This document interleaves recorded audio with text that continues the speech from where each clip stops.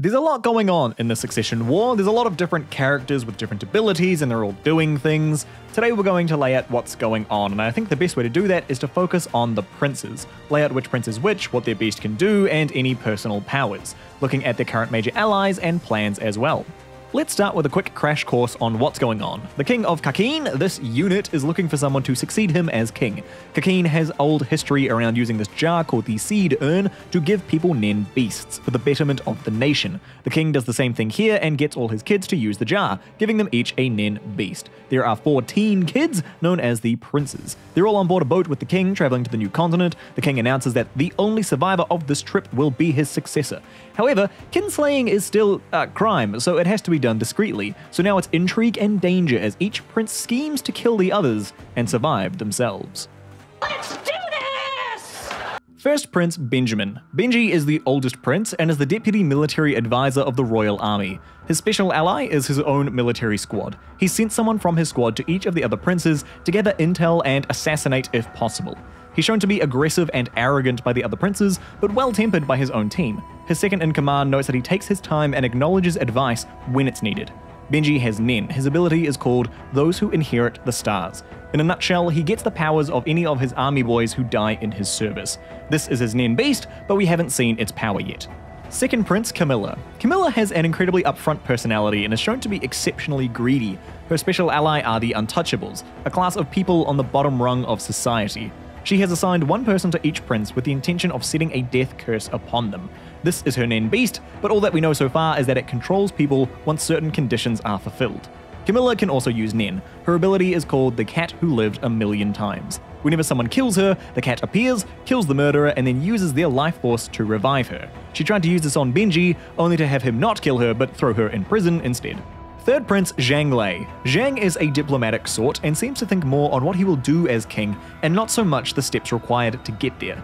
His special ally is the Yu mafia family. Zhang does not have Nen. This is his Nen beast. It dispenses coins once per day, which seem to increase in value over time. It's suggested that they will be exchanged for power using the Nen beast, but this is yet to be seen. So far, Zhang has stayed out of any major conflicts. Fourth Prince Serednik. Sered is a sadist. We see him presumably kill some women before the arc begins, and he is also in possession of the last collection of Scarlet Eyes. His special ally is the Li mafia family. Sered learns Nen while on the voyage and is a prodigy, learning at a truly exceptional rate, though his aura is noted to be alarmingly sinister. His Nen ability is to see, currently, 10 seconds into the future. Then he can change his actions in those 10 seconds, but everyone else will experience what was foreseen, even if Sered does something different. This is his Nen beast. So far we've seen it react to lying to Sered. When lied to, it marks the target and has threatened that a second lie will mean cease to being human, which does not necessarily mean death considering Sered's style of sadism.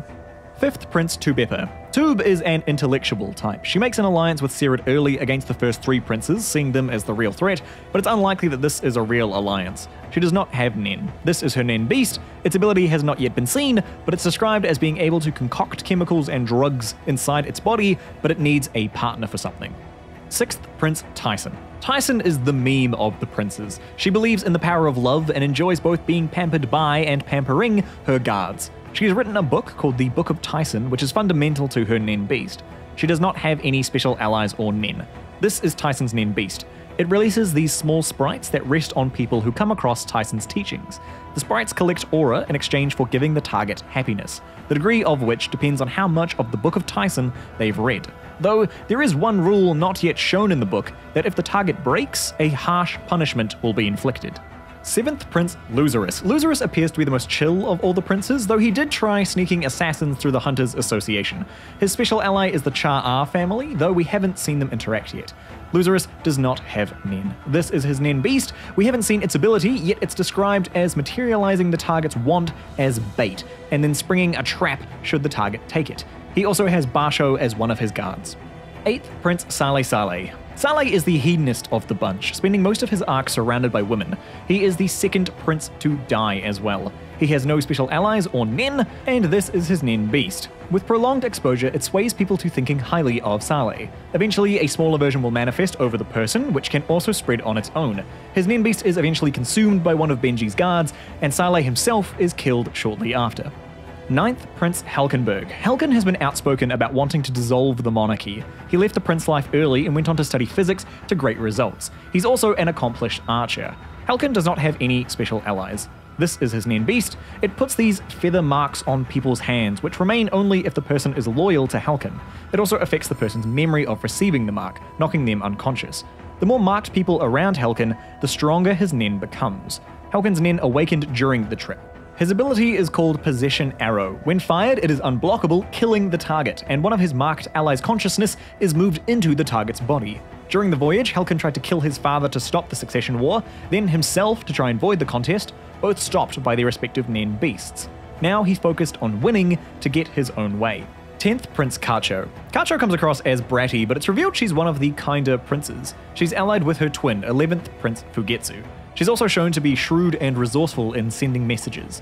Kacho does not have Nen. This is her Nen Beast. Upon the death of either her or her twin, the beast takes the form of the deceased and protects the other until their death. Kacho attempts escape with Fugetsu during the arc, only to be killed by a mysterious Nen that surrounds the boat, becoming the third dead prince. 11th Prince Fugetsu. Fugetsu is more concerned with surviving the arc than actually winning. She's allied with her twin, the 10th Prince Kacho. Fugetsu does not have Nen. Her Nen Beast manifests as a tunnel to take her where she wants to go, based on a playground that she used to play in as a child. However, if she leaves out the exit, the return door can only be opened by Kacho. During the arc, she attempts to escape the boat with her twin, only to be forced back inside. She is yet to learn that her Kacho actually died in their escape attempt. 12th Prince Momose. Momo is the first casualty of the Succession War, before we even get a good handle on her nature. She doesn't have Nen. This is her Nen Beast, which we've seen force a guard into killing another guard by asking, "Are you free?" Momo's body has been taken to this area after dying, and we haven't learned much about this either. 13th Prince Mariam. The second youngest prince, Mara really hasn't done anything yet. He has no special allies, he does not have Nen. This is his Nen Beast, but we haven't seen its ability yet. It's assumed that it's this beast that creates the Nen around his room. Currently, people can exit Mara's room, but find it empty when they come back. Also, he has Biscuit and Hanzo as his guards. 14th Prince Wobble. Wobble is a baby and so hasn't done anything yet. Her special ally is Kurapika as her main guard. Kurapika does a lot in this arc to keep young Wobble safe, and is Wobble's best chance to live through this trip. Wobble can't use Nen, and we haven't actually seen her Nen Beast yet. Let's do this! The princes split between the older ones, having the stronger powers and the ones intent on winning, and the younger, weaker ones, more focused on surviving or forcing a stalemate. This is Kurapika's main plan in the arc. He starts sharing the secrets of Nen to the other prince teams to try and make a ceasefire. If everyone has nukes, you don't want to be the one who shoots first. Most of the princes view Benji as the biggest threat currently, with Halken being a close second after having his Nen manifested. Serid has mostly slid under the radar, but is poised to make a big splash when he's finally ready. Plus, he's the whole reason Kurapika joined the mission. Camilla has a crazy plan to curse all the other princes to death, which is underway. Meanwhile, the gangs in the lower decks are warring against the Haley family and the Phantom Trooper on board to hunt down Hisoka. The whole boat is just one big powder keg at the moment, just waiting for someone to light a match. And when it does... Thanks for watching. This has been CG, and I'll see you Gs in the next one.